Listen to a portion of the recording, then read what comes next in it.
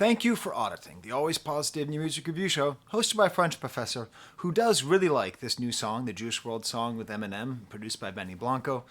But you can tell from the title and from the thumbnail, I'm going to be talking about ghouls, little white ghouls, buddy. And what is it to be ghoulish? You know, if you are ghoulish, you are morbidly interested in death and disaster. And obviously, we're talking about Juice WRLD, who died a few years ago, and we're talking about a posthumous song, so it seems like it's interested in death or disaster. And so the provocative thing I'm going to put forth here is that Eminem is something of a positive ghoul. So a ghoul is kind of a weird term. There's actually a pretty good video by Comment Etiquette about it.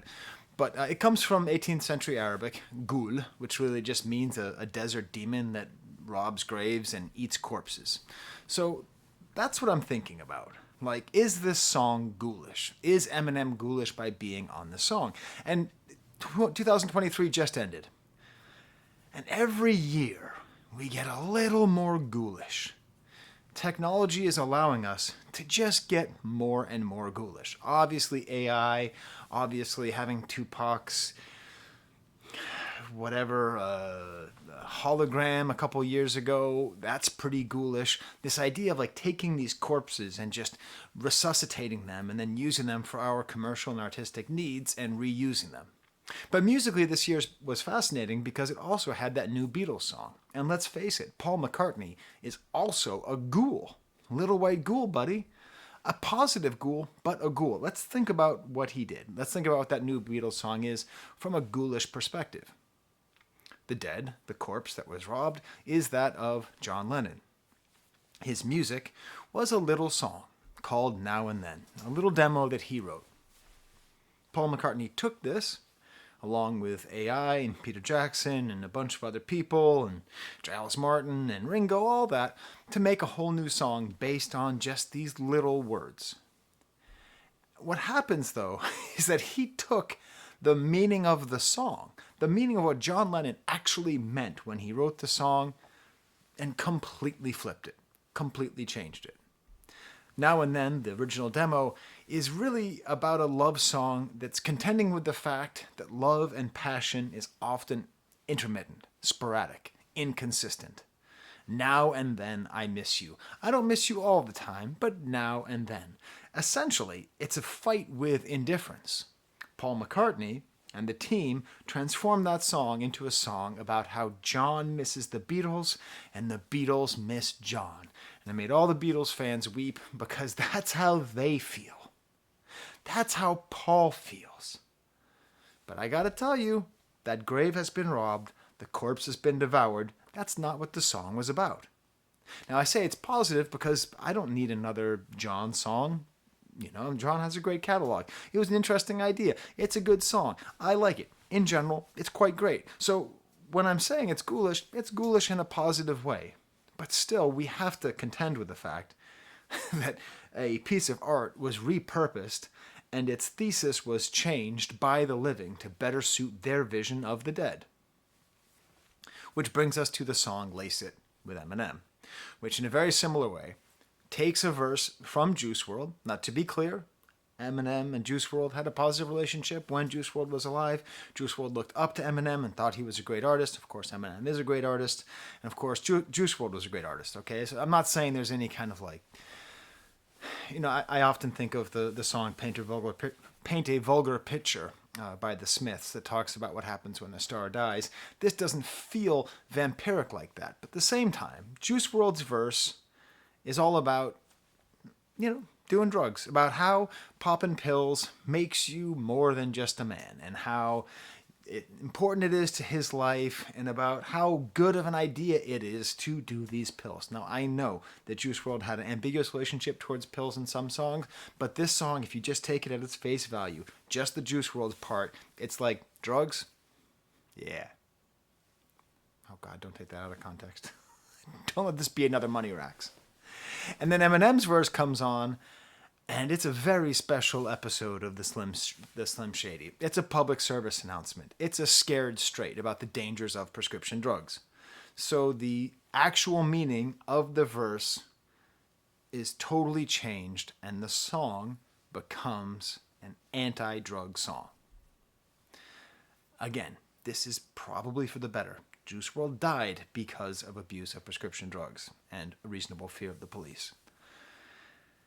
It's probably better that we start having more pushback against prescription drug abuse. So I'm glad that Eminem did this. And of course, his verse is great, and I'm going to go into the verse. But it is still, let's be honest, ghoulish to take somebody who is like, hey, I really think it's great to do all these drugs, and I used to be basic, but now I'm a cool drug-taking guy. Awesome. Hey, everybody, do drugs. I'm Juice WRLD. Be drugs person like me. And then turn it into, hey, kids, drugs are lame, okay? So, before I go on further, let's spend some more time with the specifics, because this is not, Eminem's not the only person to rap. There's going to be a whole album. Juice WRLD is everywhere. He recorded a lot of stuff before he died. Fortunately, I'm glad it's coming out. Again, I'll discuss my history with Juice WRLD in a second. But Eminem has been working with posthumous rappers for a long time. As a matter of fact, my first experience with Eminem was on a posthumous verse. Okay, I was in Paris studying when My Name Is came out, and I remember hearing it and being like, oh, that's kind of a cool beat. Why did he say Dr. Dre? Because at that point Dr. Dre was just gone. But I didn't really pay attention. I saw that Eminem was a really big deal, but I didn't really care. But it was really on the Notorious B.I.G. posthumous album, not the Puff Daddy album, which has 4 top shelf songs and then a bunch of just dreck. It was the album Born Again, which is one of my favorite Biggie albums. If I have to listen to one Biggie album, that's the one that I choose. I know, but I love Born Again. But it's very much a posthumous cash grab album taking old verses. So there's the song Dead Wrong, which was the first time I really intentionally listened to Eminem. And I couldn't believe it. He went toe-to-toe with Notorious B.I.G. on this verse. And unlike on this Juice WRLD verse, he's actually fitting the theme. I mean, Biggie is in his mode of just super destructive. One of my favorite lines, when I get dusted, I love to spread the blood like mustard. Trusted, my hardcore rain leaves you rusted. Move over, Lucifer, I'm more ruthless, huh? Just so much of the greatness of Biggie with those compound rhymes. Lucifer, ruthless, huh? All of it, just super great. And then Eminem comes on, and he's very clearly in this kind of horrorcore mode, which Biggie wasn't really a horrorcore rapper, but sometimes you just go so extra with his violence and his brutality that you knew he was playing a part. He's not actually going to tie up your kids. The interesting side argument, how much of Biggie was horrorcore. Now I want to do that video. Anyways, Eminem's verse on that line, there's several different levels to devil worshiping, horses' heads, human sacrifices, cannibalism, candles and exorcism, animals having sex with, and camels, mammals, and rabbits, but I don't get into that. I kick the habit. It's true, by the way. All white people are able to rap like Eminem if you just give them enough confidence. It's a magic skill we have.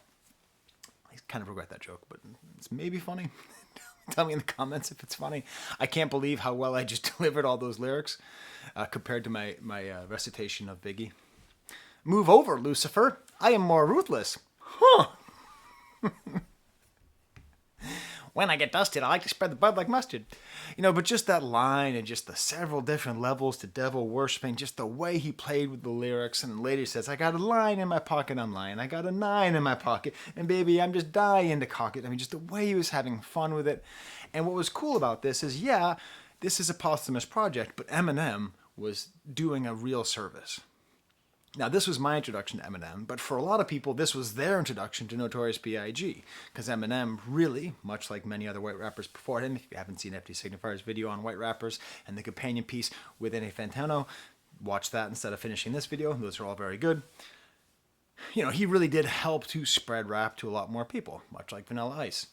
And he really lent his hotness, because no one was as hot as Eminem in the late 90s, early 2000s.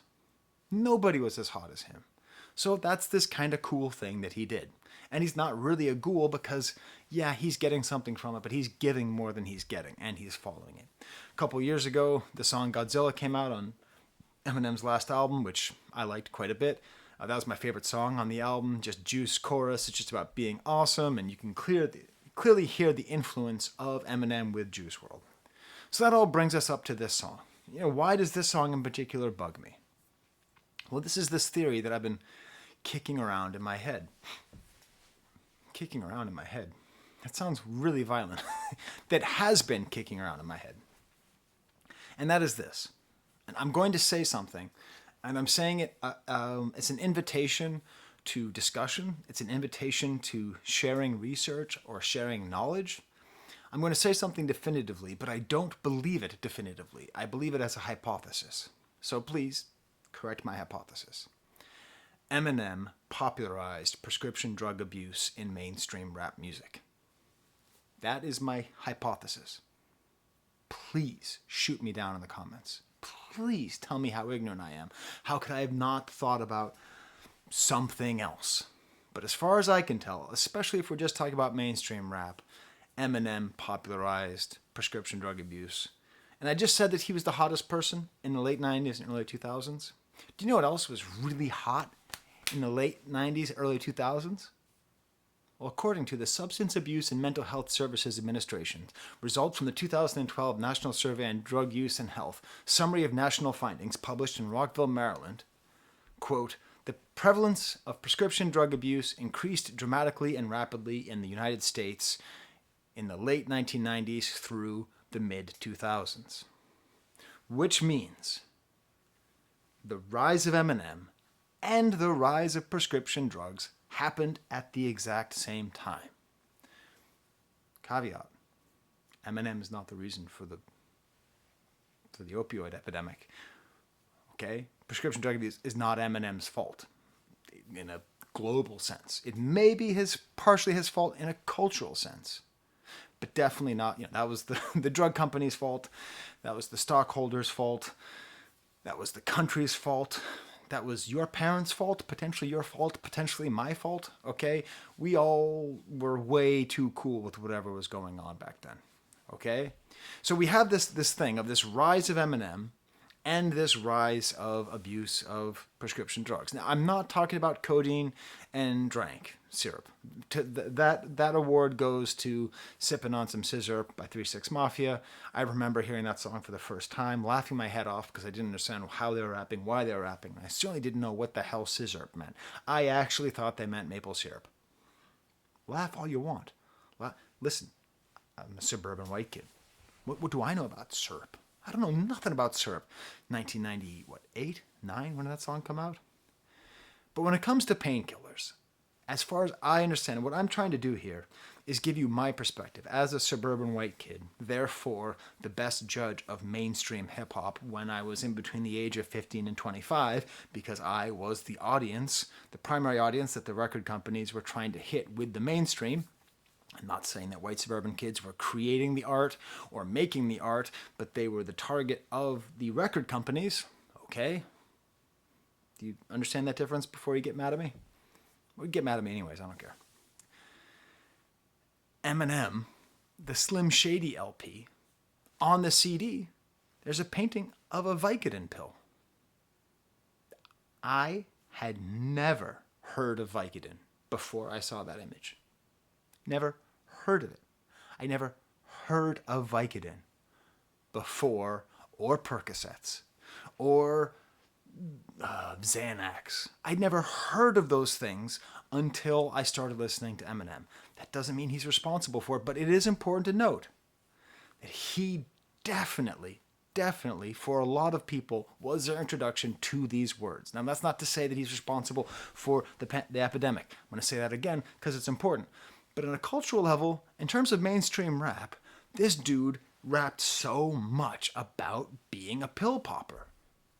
And the problem is he has a lot to say. His life is very interesting, right? He's a very interesting guy. He absolutely lived a hip-hop life, despite the fact that he is not black and hasn't had the black American experience, his white American experience based on class and location and all that stuff. He's as close as you can possibly get. Again, watch FD Signifier, don't watch me.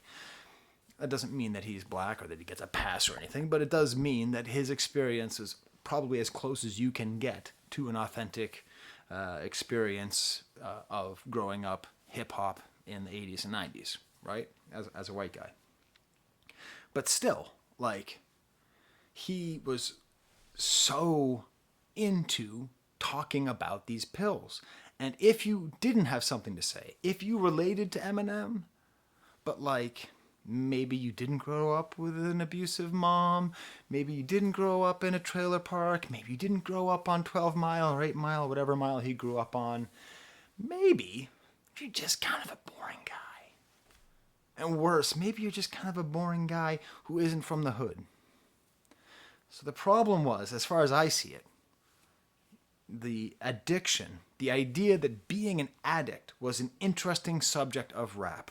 Now, King T's album, the Triflin' album, came out in like 1990, I want to say, and the Alcoholics in general, West Coast rapped a lot about being alcoholics, which is sort of that, but alcoholism has been around for so long. There was something that seemed new and exciting about Eminem and his abuse of all these new drugs that no one had ever heard of, and his cool way of manipulating their words. So when we have a song like Drug Ballad off Marshall Mathers LP, 2 pills I popped till my pupils swell up like 2 pennies. I'm Clint Eastwood in his mid-20s, a young-ass man with a trash can strapped to his back of his ass so the rats can't chew through his last pants. I'm like a mummy at night fighting with my bright lightning. I'm a frightened 5 little white Vicodin pills biting him. I'm like a fucking wasp in the hospital lost. You know, he's just talking about this image, and he becomes like Clint Eastwood. He becomes imbued with magical, special boy powers because being an addict makes him interesting. And that's the place that I think Eminem deserves some blame. Not for, in other ways too, but for making people think that that can be a personality worth talking about.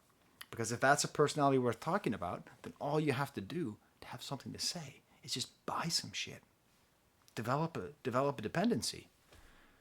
Baby, you got a stew going.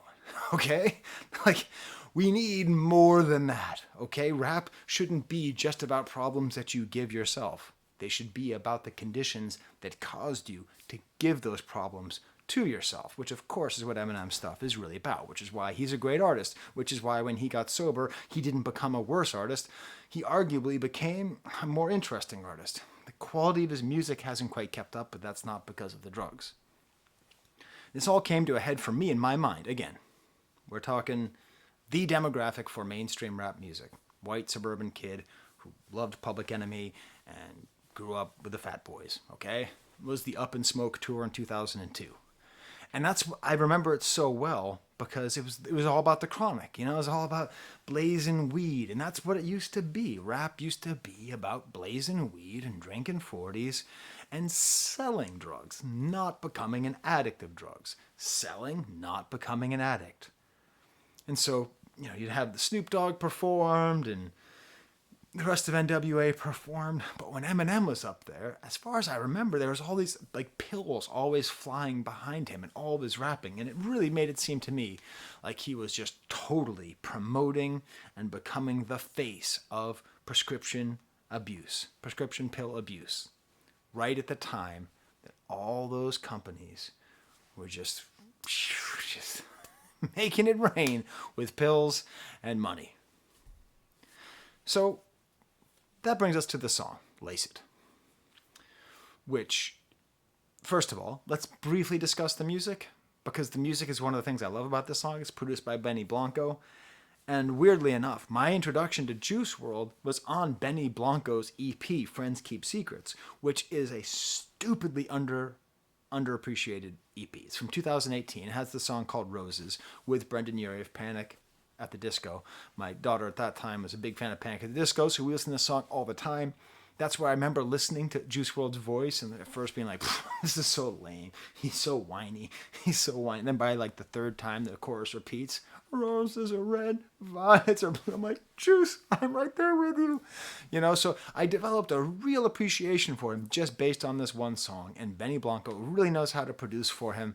Benny Blanco is able to make a song, and 2018 felt the same way. Before he died, it felt the same way, where he was able to have the foreboding, the ominousness of the lifestyle that Juice WRLD is describing, promoting, and decrying at the same time, while also having a bounce and keeping it catchy and being able to be catchy with the chorus. So once again, excellent job by Benny Blanco. But then we get to the song. And what strikes me is how similar this feels to me to that early Eminem stuff. And again, Juice WRLD is a very interesting life. Basically, an art school kid. His life wasn't really like super on the streets kind of guy. Like a lot of his experiences were, or at least as he described it, were interacting with music and being an artist. To a certain extent, it feels to me maybe like part of what pushed him to this lifestyle was to be more interesting. And I see this a lot in rap music and in life. People just wanting to have something, and that is a thing. I'm not going to go that far because I don't know as much about his life as I should. I did watch that documentary. It was great, the one on HBO. But roll it up, lace it, pop a few to chase it. I'm in my own matrix. None of this shit makes sense. Okay, fine, but he's some of his music seems like he's sad about the state of his drug abuse. This doesn't. All these humans basic don't got no home training. So first of all, there's a sad thing where his slang can't be upgraded because he's dead. Basic is kind of 2000 and late. It's kind of an old term. All these humans basic? Do you see how connected that is to that drug ballad that Eminem wrote about feeling like Clint Eastwood in his mid-20s? All these humans basic? Like, so you're not basic? If you lace it, if you do drugs, you're not basic? Is that what you're trying to communicate, Juice WRLD? I think you are.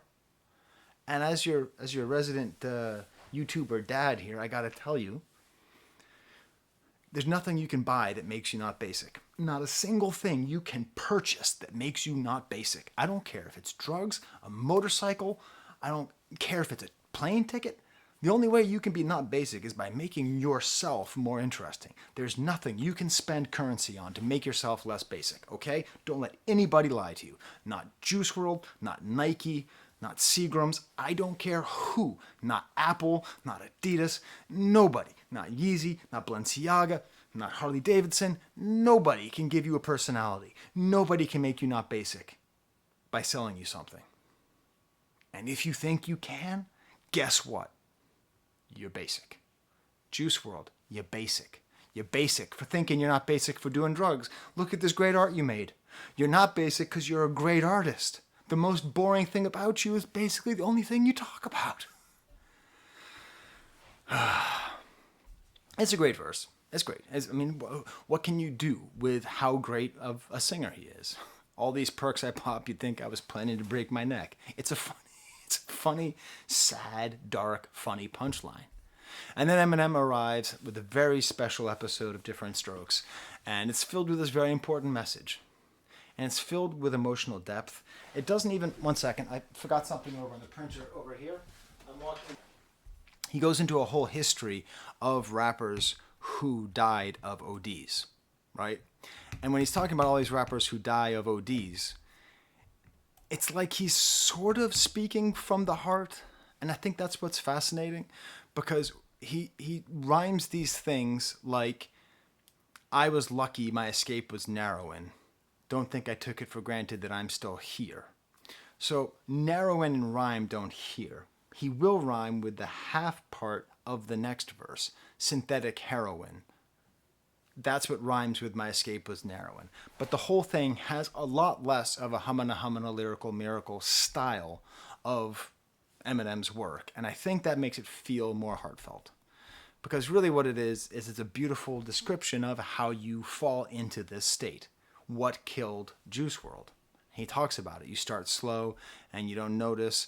And he talks about the blessing and the curse of fame, because now you can afford the syrup.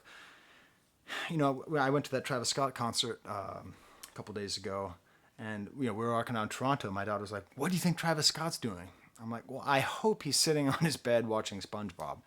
I hope he's just sitting in his room, just hanging out at the hotel, watching Cartoon Network, which is what I like to do whenever I'm in a hotel. I don't know.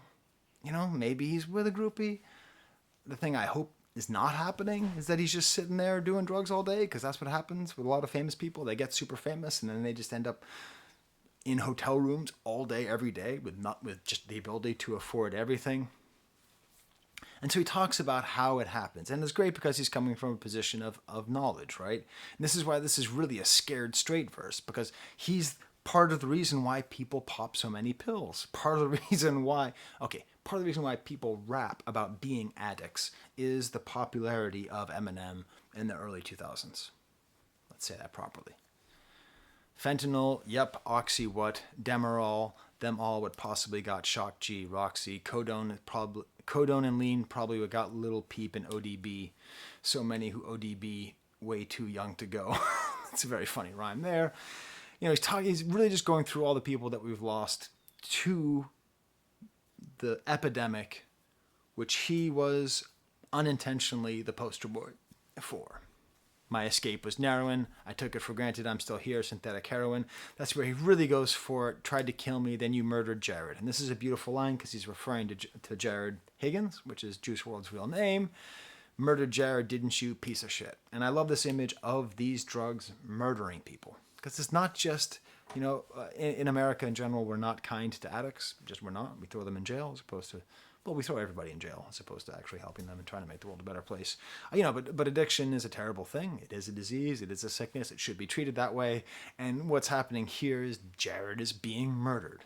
Thanks to you, now we lost Gangsta Boo and Pimp C, Prince and Michael, Mix and NyQuil, prescription Vicks, addictions like a fucking vicious cycle. And so it's a preachy verse, but I think it's good and I think it's necessary. And I don't think it will do what I want it to do. My hope is that by Eminem robbing this corpse, by taking Juice WRLD's thing where he directly tells you, hey, you should lace it. You should get all stupid high and then you won't be basic, just like me. Hopefully, the fact that the person you're listening to is dead and then the other person you're listening to almost died and is telling you how not to die, hopefully this will be a big push against prescription drug usage in rap music. Can we just get back to weed and Hennessy? Can we just get back to that? This fine. We don't need the lean. I'm sorry, Houston. We don't need it. Let's get ridiculously physically addictive substances out of rap music. I don't like Henny and weed. I'm against those things, but I prefer those to this. Juice, we will forever miss you. To the younger generation, I ain't lecturing you, but man, just be careful when you leads into lace it. He is lecturing, and that's okay. And then it ends with, I refuse to die. I can never ever die, which is very sad. And that's how he feels. And sadly, he did die. So there you go. Tell me what you think in the comments. Did you like the song? I think it's great. There's the camera.